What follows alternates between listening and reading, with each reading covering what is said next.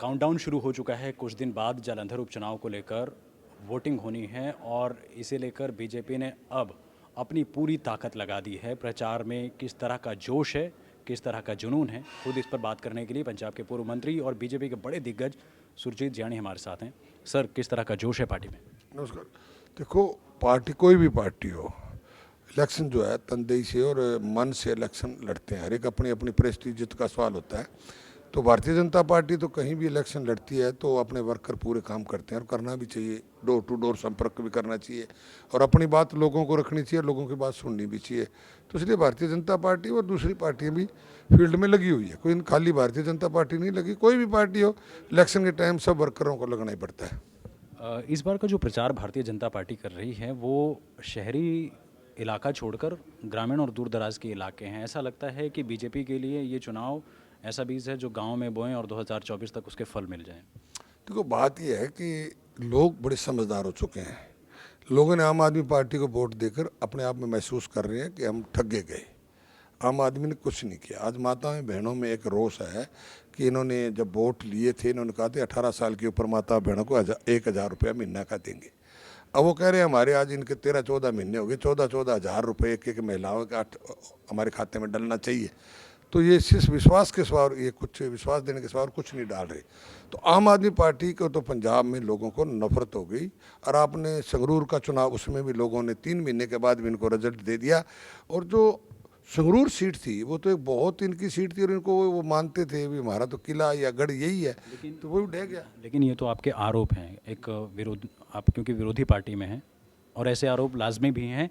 और क्योंकि वो वेलफेयर स्कीम्स गिनाते हैं जो सालों नहीं हुआ, वो कहते हैं कि 1 साल में उन्होंने गारंटियों के ज़रिए पूरा कर दिया। फ्री बिजली दे दी, महिलाओं को फ्री बस यात्रा दे दी, ऐसे मोहल्ला क्लिनिक्स शुरू कर दिए। कई तरह की योजनाओं को गिनाते हैं। ऐसी वेलफेयर योजनाएं बीजेपी भी गिनाती हैं पंजाब में, क्योंकि वो रूलिंग पार्टी है, सरकार उनकी है। आप पर विश्वास क्यों करे फिर जनता? नहीं, बात ऐसी है ना, जनता ना करे।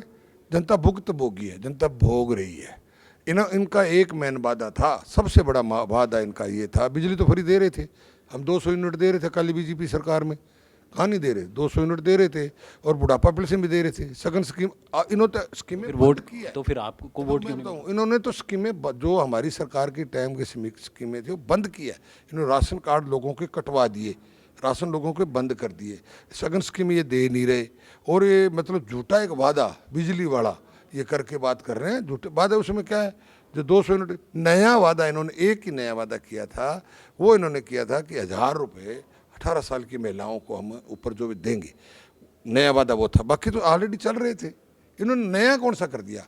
और आप कह रहे हो मोहल्ला क्लिनिक का, इन्होंने हॉस्पिटल दे वो बर्बाद कर दिए। हॉस्पिटल से डॉक्टर निकाल के इन्होंने मोहल्ला क्लिनिक में डाल दिए और जहाँ अब बिल्कुल काम नहीं चल रहा है। आज मोहल्ला क्लिनिक इनके फेल हो चुके हैं और मोहल्ला क्लिनिक के चक्कर में अपना नंबर बनाने के लिए इन्होंने हॉस्पिटल तक फेल कर दिए। आज जो ज़िले के हॉस्पिटल है वो रेफर सेंटर बने हुए हैं। मेरे फाजिलका देख लो, मलोट, कहीं भी देख लो, सब रेफ़र करते हैं। डिलीवरी केस तक तो इनसे हो नहीं रहे। ओपीडी इनकी हमारे टाइम में ओपीडी थी, हमको मुँह जुबानी नहीं बात कर रहे, रिटर्न है। इनकी ओपीडी देख लो, हमारे टाइम की ओपीडी देख लो। इन्होंने तो बेड़ा गर्क किया हेल्थ सिस्टम का और पंजाब के लॉ एंड ऑर्डर का। और आज लोगों को इस चीज़ की समझ आ चुकी है और रिजल्ट जो है 10 तारीख को वोटें पड़ेगी। सवाल है कि एक साल में ही इतना दर्द आम आदमी पार्टी के खिलाफ क्यों, इतने नफरत या इतना चिढ़ क्यों है? देखो, दर्द काम नहीं किया ना। अब मेरी बात सुनो, अब ये लोगों को कहते हैं कि हमें 5 साल पड़े हैं।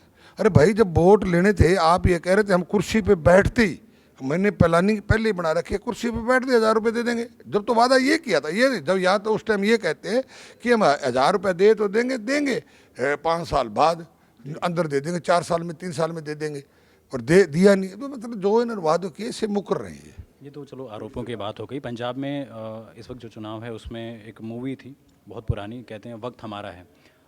सारी जो पार्टियां हैं वो भी करेंगे वक्त हमारा है। चुनाव के बाद रिजल्ट आएगा, उसमें वो लोग बोलेंगे ये वक्त हमारा है।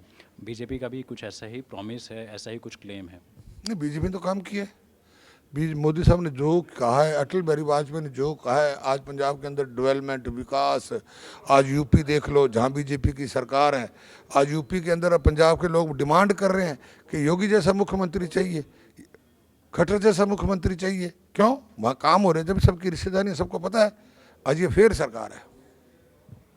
जो कैंपेन है आपका वो ग्रामीण इलाकों में क्यों है, दूर दराज के इलाकों में क्यों है, क्यों बाकी जगहों पर बड़ी बड़ी जनसभाएं क्यों नहीं? क्योंकि बीजेपी का कैंपेन, बीजेपी अगर जानी जाती है तो वो आइडियाज़ के लिए जानी जाती है, कैंपेन के लिए। हम डोर टू डोर जा रहे हैं। अब मैं अभी डोर टू डोर करके आया हूँ, हमने इधर गांव डोर टू डोर किए हैं, लोगों से संपर्क कर रहे हैं। ऐसी बात नहीं है, भारतीय जनता पार्टी जालंधर चुनाव जीतेगी, कितने कॉन्फिडेंट हैं? पूरा 100%। शुक्रिया बात करने के लिए। ये थे सुरजीत जानी, जिन्होंने चुनाव को लेकर एक तरफ बड़े बड़े क्लेम किए हैं, दावा किया है कि जालंधर उपचुनाव भारतीय जनता पार्टी 100% जीत रही है, दूसरी तरफ जुबानी हमले सरकार पर किए हैं। कैमरामैन देवेंद्र के साथ मैं सुभाष चंद्र, दैनिक सवेरा टीवी, जालंधर।